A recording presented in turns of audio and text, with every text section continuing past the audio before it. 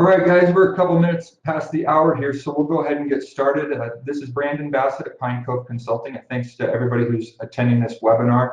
We're lucky enough to have Seth Geftic, Sophos' Director of Endpoint Security Group, on with us today. He's going to walk us through the Intercept X with EDR. A couple things I wanted to mention before I kick it over to him.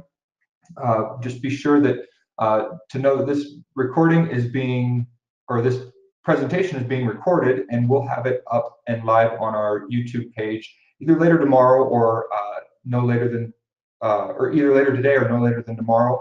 So be sure to check that out along with any of the archive of other webinars that we've done. Any questions that might come up, there is a questions tab on the right-hand side there of your screen. Be sure to put those in there, and I'll be sure to bring those up to Seth as we go throughout the presentation here. I'll probably save them toward the end, but if anything does come up that's pressing and timely, I'll make sure to get those things addressed as we go along. The reason we're here today, obviously, is to speak about the EDR components. It's some great new security brought by the Sophos team. And we want to make sure that we show you guys how you can have more control over your endpoint security. The EDR portion is for endpoint detection and response.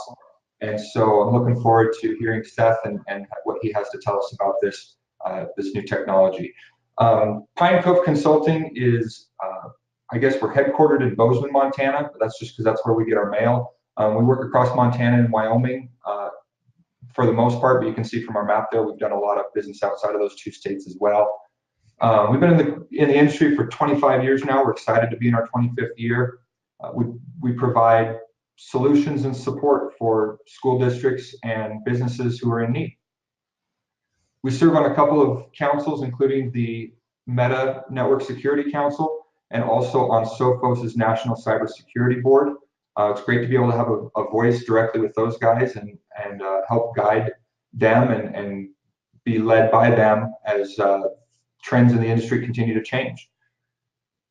I think with that, there's not much more you need to hear from me. I'd like to kick it over to Seth Geftic. Great, thanks so much. Thanks, Brandon. Thanks, Pine Cove, for having us. We're really excited and always excited to work with Pine Cove, one of our favorite partners, not just in the US, but across the world. Pine Cove's on our Partner Advisory Council. We worked really closely with them. So I think everyone on this call is lucky to have a partner like Pine Cove. And so are we here at Sophos. So today, we're very excited to talk about Intercept X Advanced with EDR. And the key word or phrase here is EDR, Endpoint Detection and Response. So those of you who have been following the endpoint security space for a while know that endpoint detection response has sort of become a buzzword over the last couple of years. And I'm going to explain why, explain how we've incorporated that technology in our Intercept X product, and how it can help you in your day-to-day job. So endpoint detection response, or EDR, came about probably about 5 years ago. It started to really gain traction. And the reason people started looking at endpoint detection response is they wanted to get a little deeper in their endpoint protection. So while we try to stop as much as we can in terms of threats, right? Obviously, the more things we can stop from ever hitting your endpoints, the happier we are and the happier you are. But for a while, endpoint security really was lagging behind the threats, and there wasn't enough innovation in endpoint security. So endpoint detection and response came about, and the idea there, the primary one, is that we want to give more visibility and a better ability to detect what got through the front door. So maybe your endpoint protection missed something. We want to be able to find it even after it's executed, after it started to run, potentially even after it started to do some damage in your environment, and also to eliminate those blind spots. So I'm sure many of you have heard stories about organizations that had been under attack for weeks, months, sometimes even years before they ever found out that an intruder was in their network and lurking. EDR is intentionally built to snuff those attackers out and find them if they are lurking your network, as well as to investigate and analyze attacks that are looking suspicious or things that got through endpoint protection. So organizations really struggle to do this because usually we try to block as much stuff as possible, and then if we want to do more beyond that, we either are suffering because we don't have enough data to really know what's going on in our environment, or we have so much information that we really don't have the tools or the team to sift through that entire haystack to see if there's any more needles that we might have missed. So EDR came about to try to do better analysis and deeper investigations into any type of suspicious activity on our endpoints. And the goal there was so that we could then respond faster, right? So when we do have an incident, we want to respond faster, we want to respond with more accuracy, and we want to respond in a more efficient manner. The problem there is that most teams want to do incident response, but either don't have enough talent or don't have enough hours in the day to actually go detect, investigate, and respond to incidents that aren't being proactively blocked, right? And there is no team in the world, whether you're a one-person shop, at a school district somewhere in Idaho, or you are, a 100-person shop at a bank in New York City, everyone has the same problem. We need more talent. It's harder to retain talent. It's only so many hours in the day to do our jobs. And certainly IT and security, that is very, very true. So EDR came about to try to solve these problems. But the problem with most EDR tools is they really tend to struggle. I mean, at first, they look like they might get good traction, they might help out organizations, but they tend to be really difficult to use. So that ramp up curve can be really steep for a lot of organizations, actually for all organizations. So EDR tools historically are very complex to operate. And even though the tools themselves are complicated and have a lot of information, there still has to be a team full of human beings on the other end of the screen that have to know the right questions to ask. They have to know how to interpret the data. And so essentially these products are very much dependent on a team of security experts in order to get value out of the tool that you just spent money on. And in that case, they don't provide the value that they really have promised historically. One of the reasons is because they are very reactive technology. When something happens, you go look for it, and they're not really combined or using proactive protection to stop the threats in the first place. Responses are not automated. And what happens there is that the EDR tool tends to get overloaded. So much gets missed on the front end. There's so much data that essentially security teams, IT teams are drowning in a sea of alerts. And lots of times organizations are just completely overwhelmed by the amount of alerts getting pumped out of their EDR tool that they say, no thanks, let's just ignore all of these all the time and only use this thing for spot investigations here and there. So essentially you're paying for a lot of functionality that you'll never use.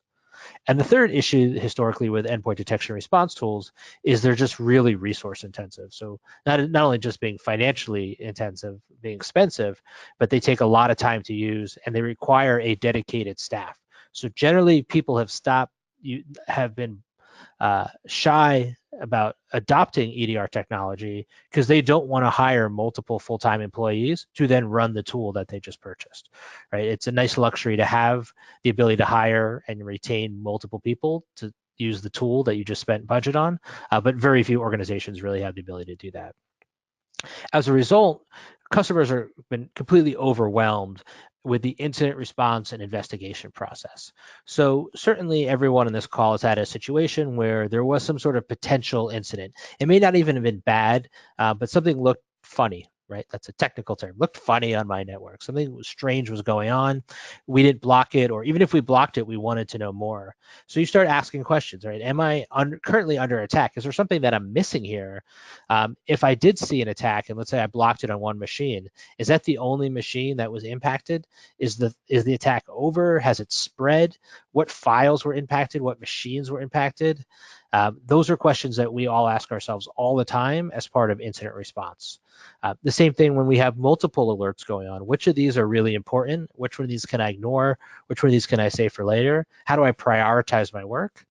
And then one of the biggest questions is, okay, how many times you've been asked, are we safe? What's our security posture looking like? And does any of this attack impact our compliance status, right? Certainly those of you that are in government or higher education or healthcare or financial, you all have some serious regulations that you have to follow, and not having visibility into what's going on your endpoint makes it really difficult to answer those questions about an incident. So when someone says, are we protected against this threat? Or is the threat over? is there something we need to worry about with our data, with our intellectual property? It's really hard to answer that question if you don't have an endpoint detection and response tool to give you the visibility and the analytical tools to really understand what's going on.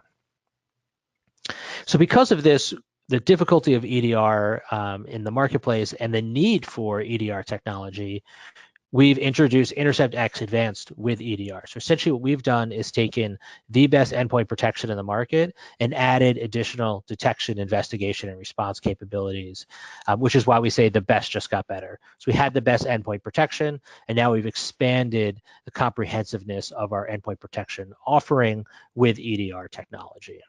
And we're really excited about it, and the response so far has been incredible, really off the charts. And when we looked at EDR, we said we need to do something different here, right? We know endpoint detection response is a important suite of tools and technology that our customers want, but we have to do it in a smarter manner, which is why we called it Intelligent EDR. So rather than build a completely separate tool that just does endpoint detection response, we combined EDR with our Intercept X product. So we strongly believe that EDR starts with the best protection, and the better protection you have, the better your endpoint detection response tool will respond as well. Analysts have agreed with this. This is something that we've really seen the market shift a lot, is combine those technologies. So when we build our EDR, we start with the strongest protection with Intercept X. The second thing that makes us intelligent is we have injected expertise into the product. So taking the best skills and a lot of the work that really sophisticated security analysts would do as part of their detection and incident response process, taking that expertise, injected in the product so that you can add all that skill, but without having to add any headcount. Essentially, we built a product that you could take the team that you have today, even if that's a very small team, and still be able to use this product, which is something that most organizations most EDR products can't do. In fact, almost none of them can do. They almost always require you to hire staff just to use an EDR tool. Which brings us to our third thing that makes us intelligent, is that this concept of guided incident response. So as part of your incident response process, when you use an EDR tool, sometimes that can be complicated. And if you don't have a tool at all, it can be even more complex because you don't have the data to look at. But what we've done is build a product that will guide you through the incident response process. That really makes it a lot more intuitive and a lot easier for teams of all maturity levels to approach EDR, including those who EDR was unapproachable in the past. Right, so something that we really are proud of, and something that we've made it accessible, this technology accessible in a way that it never was in the past. So let's dig through each of these in a little bit more detail. So EDR starts with the strongest protection. Why do we think this is important? What we've done is consolidate the best endpoint protection in the market, adding intelligent endpoint detection response, and that's where we get Intercept X Advanced with EDR. So this is a single SKU, single agent, single product. So you essentially get one product that not only has EDR, but has all of the technologies from Intercept X Advanced, including deep learning, malware detection, anti-exploit technology, ransomware specific technology, and all of those foundational techniques, the classic antivirus techniques that have been really effective at stopping known threats for 2 decades now. And the reason it's important to combine these is we want to stop as many breaches as we can before they ever start. So if your EDR tool is built to detect things that you might have missed in the first place, or dive deeper into any type of questionable activity, well, the more malicious activity that you can block in the front end means that your EDR workload will be significantly lighter on the back end. Right? The more things you stop and from filtering into your environment, the more resources you'll have to look at the most important events, the pressing events, so that you can address the top things going on and not have to deal with all the noise that generally IT teams have to deal with. A good analogy here is, a lot of endpoint incident response is trying to find a needle in a haystack. And the way technology has tried to react to that is by collecting as many needles as possible. Collecting as much hay as possible. So I want to make my haystack as big as possible to ensure that the needles are in there somewhere. Well, you can imagine that just makes it harder and harder to find the needles. So what we've done is actually shrink the haystack, get rid of all of that noise, and illuminate the needle so you could find the needle in the haystack a little bit better. So I mentioned that we have the best endpoint protection on the planet. For those of you who are already Intercept X customers, thank you. You probably already know this already. For those of you who aren't, we consistently rate at the top of third-party endpoint protection tests. So SophosLabs, a really respected endpoint testing house. They're the first testing house certified by AMTSO, which is the Anti-Malware Testing Standards Organization, a really great organization that we are part of. We've gotten AAA ratings now in multiple tests in a row. In the April test, we were ranked #1 for both enterprise and small business protection, with the highest detection rate of any vendor looked at in that test. We've also been really well received by other third-party testing houses like MRG Aphitas. So back earlier in the year, they did a vendor breakdown where they looked at us versus several other different endpoint protection vendors, looking at unknown, never seen before malware. And we came in #1 on that test, so essentially having the best malware detection engine available. As well as later in the year, they did a separate test only looking at exploit-based attacks and fileless attacks. So something that's a little bit more sophisticated from an attacker perspective, something that's been on the rise the last few years, and something that endpoint protection struggles more. And we absolutely crushed anyone else that was in that test, stopping twice as many exploits as the next closest competitor there. So really proud of our third-party testing, really proud of our ranking from Analysts. Gartner, we've been a leader in the Gartner Magic Quadrant, one of only 3 leaders in the Magic Quadrant. And we've been a leader for, I think it's 10 straight years. As many years have they done the test. Forrester does the endpoint wave. They call it a wave at Forrester. Again, we're a leader there, have been for many, many years running, as one of the leading endpoint protection products out there. So both Analysts give us great feedback. Third-party testing validates that we do have the best endpoint protection. Of course, partners and customers, some of you on the phone here have given us amazing case studies, amazing results. Those are the things that we value the most. So when we say we have the best endpoint protection, we've added EDR, we really mean that. The next thing we've done here is add expertise into the product. So we know that most organizations do not have the luxury of having a security operations center or critical emergency response team or incident response team, a CERT, a CERC, a SOC. The most mature, the top 1% of security teams on the planet, they tend to have fully staffed, teams of 5, 10, 15, 20 analysts working 24/7, 365, with different tiers of analysts trying to do different roles as part of an incident response process. That is great, and that really works well if you're a massive defense industrial base organization or a massive financial. But for the rest of the 99% of us, we just don't have that luxury. And what we've done is taken the skills and a lot of the technique that those really advanced teams have and injected it into our product so that you essentially can get that same value, but with the team you have today. So the way a typical security operations center would work is they'd have capabilities from different analysts that are really hard to find, hard to train, hard to retain. But this is essentially how they would work a typical case. So they'd have a team of security analysts, and they're usually either the frontline defense, where they're looking at all the alerts coming in across their tools. They're prioritizing those, saying, hey, I've got 5 alerts in right now. These are the 4 most important of those alerts. 2 of these, I'm pretty sure that I can handle right away. There's something that easily, take me a few minutes, but I can respond on my own.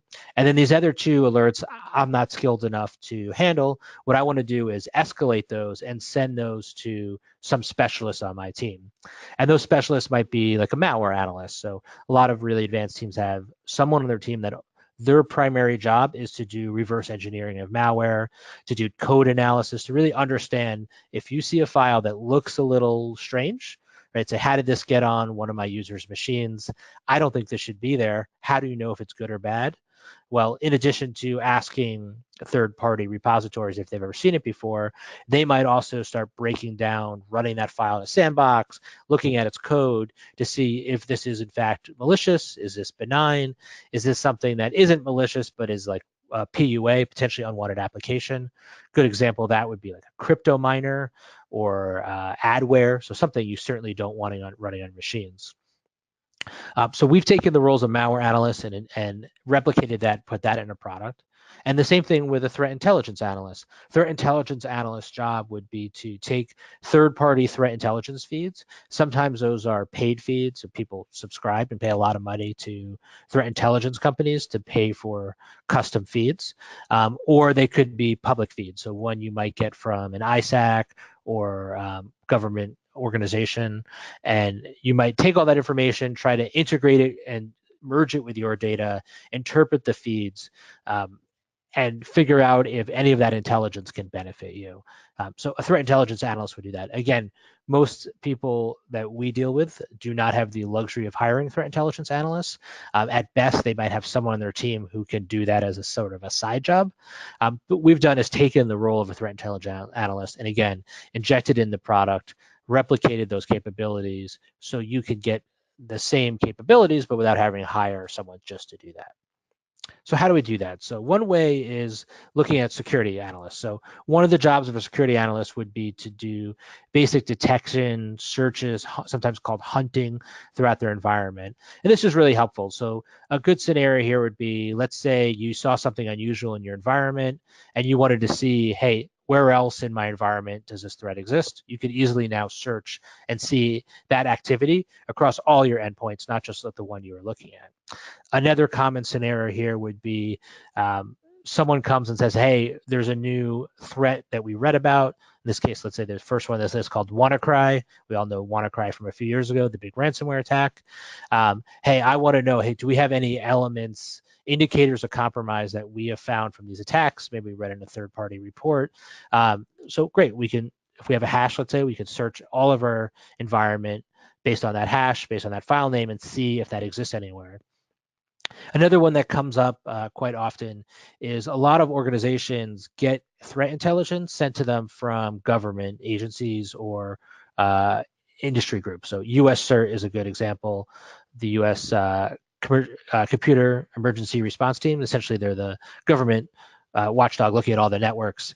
And they often will say in an organization, hey, we saw some suspicious activity either in your environment or in, let's say, all types of county government agencies. We've seen this over and over.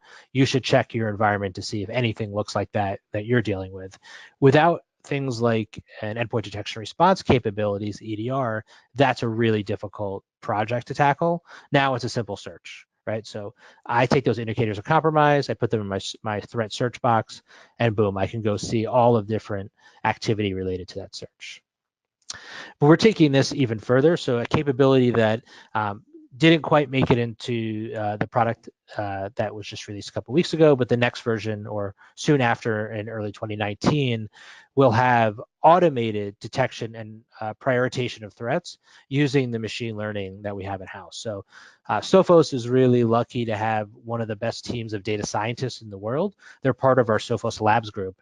And what they've done is taken all of the threat intelligence and all the different artificial intelligence models that they've built, and they're looking throughout the environment to say, let's take the stuff that we've blocked out of the equation. What else is left?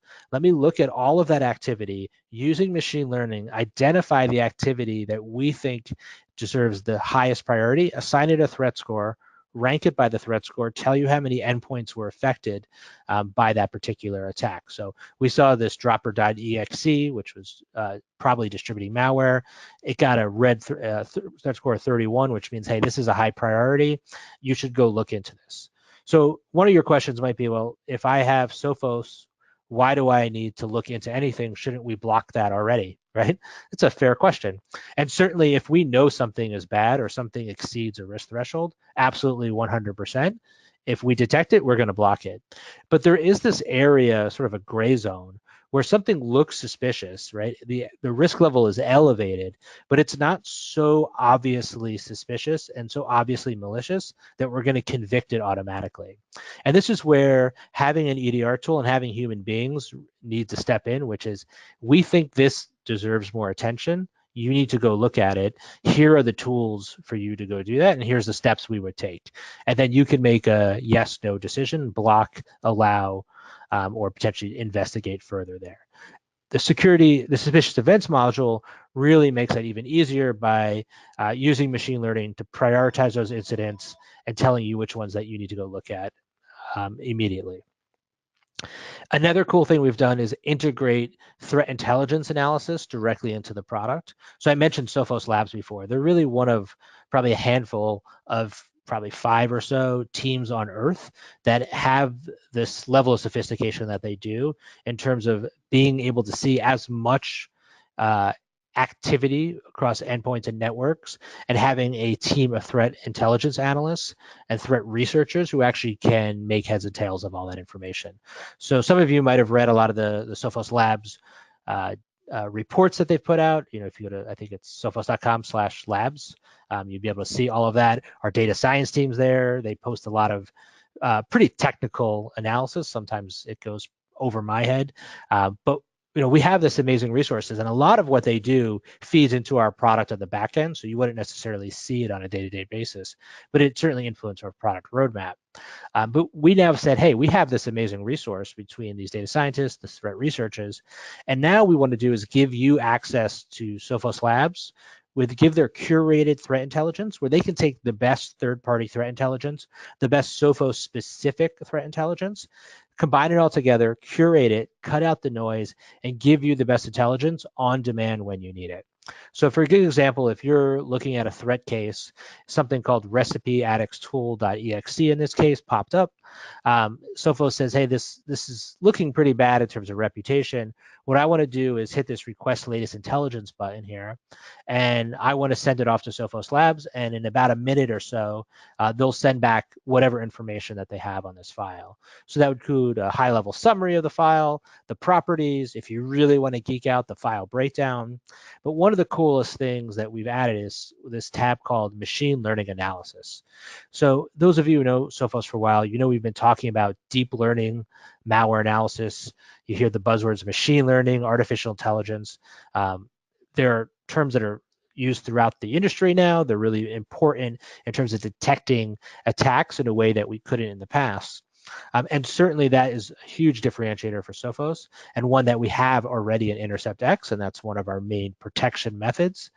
But we've now taken that same machine learning technology and allowed it for analysis. So I mentioned before that most advanced SOC teams have a malware analyst on staff. And that malware analyst would do things like reverse engineer malware, run it to find out exactly what's going on, so they can make a yes/no decision on a suspicious file. So using the machine learning analysis tab, now when you submit files to SophosLabs, you would get the breakdown of the file, all the different attributes, all the different code elements of that file, broken down for you and seen in a way that you could compare it to historically known good and known bad files. And this is essentially the same way that we build machine learning models. So we look at millions of different attributes about a file, compare it to the entire known universe of malware, and say, based on this, the DNA of this file looks 80% like this other thing that was bad, and therefore we're going to assume it's also bad. So in this case, you could see different attributes about the file. Even if you don't necessarily know what all of those attributes mean, and it would be completely understandable if you didn't, I could say, wow, this showed up in 51,000 malicious files, the same attribute, but it showed up in about 118,000 benign files, good files. So I can try to look at that information and say it's certainly raising alarm bells. Maybe it's bad enough they want to block it right away.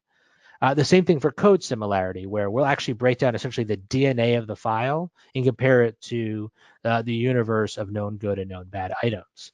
So in this case, I can see that more than half of the DNA or the code of the file I'm looking at is similar to something called runplus.exe. I may not know what runplus.exe is, but I can see it as a red exclamation point next to it. So I'm saying this is pretty similar to something that we know is definitely bad out there, and therefore maybe I want to make the decision to clean and block. Right? You can see in the upper right corner here, you can simply do that on demand once you analyze the file. The takeaway here is you're getting really, really sophisticated malware analysis, and you can now do this as an IT generalist without having to have real malware expertise. This is something that I know we've tested with many, many customers, and they've been able to look at malware in a level that really advanced teams were only able to do in the past, but without having to get trained on malware, without having to get trained on malware analysis. They're able to get a lot more clarity into whether a file is good or bad when they're looking into it. So really cool stuff there. So taking a step back, a lot of this leads to the ability to respond to incident where we not just want to detect something that looks suspicious, but then dig deeper, investigate, analyze, and respond. And all of these are done to answer those tough questions you have about an incident. So whether you use our product, whether you use EDR in general, or whether you just hope to answer these questions, these are things that we have to answer every day as part of our jobs, right? If we do see suspicious activity, are we under attack? What's the scope and the impact of this? You know, classic, is this a big deal? Is this not a big deal? Should we be panicking? Should we need to report this? Right? Those are your first questions that you probably ask every single time. And okay, what do we do about it?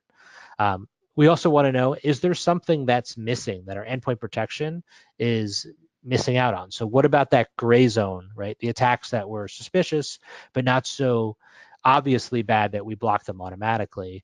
How do I know if there's any of those or attacks happening that just went completely unnoticed? We want to be able to search for indicators of compromise across our network. So if we do get given a clue that something's happening, how do we then take that clue and be able to start an investigation? Once we have a set of alerts, how do we know which ones are the most important? Which ones should we prioritize? If we have some activity, how do we know if that file itself is a potential threat? Is it a false positive? Is it something that's bad, but certainly not so bad that we need to, we need to sound the alarm bells? We could just take care of it. And then really one of the big drivers here is the ability to report on your security or compliance posture at any given moment. So that's always the tough question, right? If there is an attack, right, your board, your executives, your senior management might come to you and say, did we stop it? How bad was it? What was affected? Is it over? Are we sure we're not going to get hit by this again? EDR gives you the ability to answer those questions in a lot more clarity and a lot more accuracy than you ever would be able to in the past. And by using guided investigations, you're able to do that today, right? So that's something that's now approachable to you. It's not just a tool, it's a methodology. So for example, one of the things we've done here is break down attack scenarios into really simple steps. So I could see up here that W. Morris's PC, that was the user that was impacted. The program that was exploited in this case was Outlook. Outlook ran a file called badthing.exe. That was probably a good tip right there that it was malware. But badthing.exe tried to run. We detected it. We blocked it and cleaned it. Right, so we know exactly what the kind of the major steps were of this incident. We would then suggest next steps. Hey, we should set the priority for nuke. This is a new case. It's a high priority. We recommend investigating the processes that we've marked with uncertain reputation. Go check that out. While you're going to investigate, a really cool feature is you can actually isolate that endpoint. So isolate that computer so that you can essentially knock it offline. So if there is a threat going on there, the attacker can't do anything and the attack can't spread throughout your environment, but you'll still be able to remote access into that machine to investigate what's going on. So if you think about what you would do today if there was an incident, you'd probably essentially knock the machine offline, unplug it, and if you had the ability to dig into the machine to see if there's really a threat there, or potentially just go ahead, wipe it and rebuild it to play it safe. Now you can actually isolate that machine while you remotely or in person investigate. And then if you do figure out what's going on, respond quite quickly. You can also do things like create an on-demand scan, create a threat case here, which is a visual representation of what the attacker was trying to do. For those of you who are Intercept X customers today, this is formerly called root cause analysis. We've done is taken root cause analysis, which we now call threat cases, and with EDR brought it to another level. So in addition to having these spider graphs, there's another view where you could just see a simple spider graph if those graphs ever looked a little too complicated for you, and made the the chart itself completely interactive. So anything you click on there, so if you see something, let's say that has an orange triangle, you know it's suspicious, I can click on that file. I then can submit that file to SophosLabs, find out all the latest intelligence on it, find out the file breakdown, the code similarity, and do a deep dive investigation right there from the threat case. Once you do decide, hey, this thing is in fact bad, it's a single click option for incident response, where now you can not only clean that machine, but you can block that file on every machine in your environment, leave some notes for your teammates to let them know what it was and why you did it. This is also reversible. So if, let's say, you went ahead and cleaned and blocked something, you actually have the ability to reverse that action pretty easily in the admin console. So when you want to think about the entire detection, investigation, and response lifecycle, the last piece here is being able to respond, and doing that in a single click of a button saves you a lot of time and makes you much more likely to stay one step ahead of the attackers. So let's put this whole scenario together. So this is a day in the life of an analyst. It's also the day in the life of a security analyst or just an IT generalist. Pretty much all of us who work in the space have to do this. So in this case, using Intercept X Advanced with EDR, we might see an incident that gets escalated to us. This case was called dropper.exe. That was a suspicious events module. Maybe you discovered it on your own. Maybe it came from a third party as an indicator of compromise. Perhaps it was part of another attack that you had seen, and this is a clue that you wanted to dive into. Either way, we've identified this incident called dropper.exe. That's step one. Well, I can see based on my threat cases that dropper.exe distributed malware. In this case, the malware was blocked, but the actual dropper, the thing that was distributing the malware, wasn't necessarily bad enough that you would say this is malicious. Now, certainly if it's distributing malware, that's probably a very obvious clue that it's something you want to get rid of, but not necessarily. It could be a legitimate program that's being exploited. So before I go ahead and block dropper.exe, I want to see, okay, is this just a one-off? Does it exist anywhere else in my environment?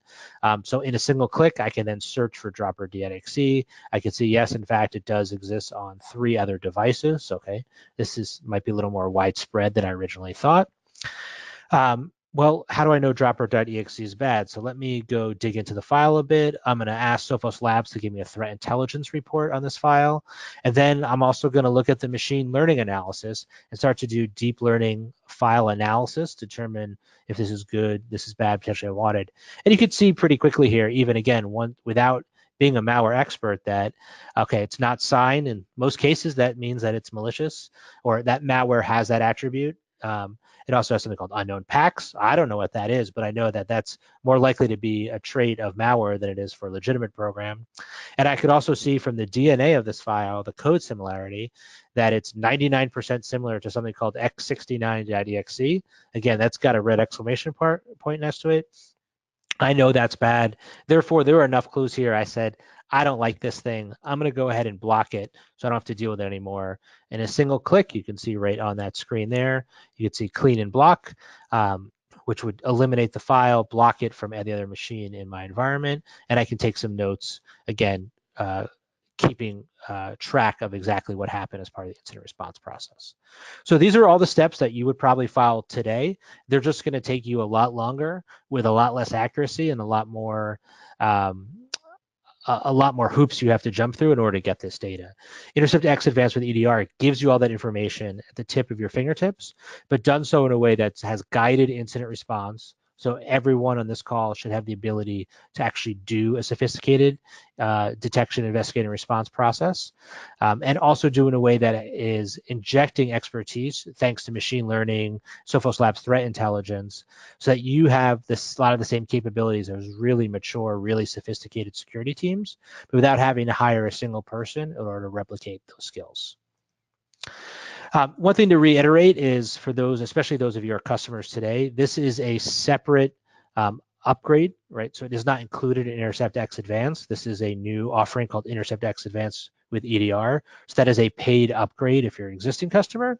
If you are not a customer today, you would get EDR capabilities, but you would still then also get all of the advanced protections, deep learning, anti-exploit, anti-ransomware, as well as those core or foundational protections of antivirus, all in a single agent, all in a single product. So you get everything from protection, detection, investigation, and response together.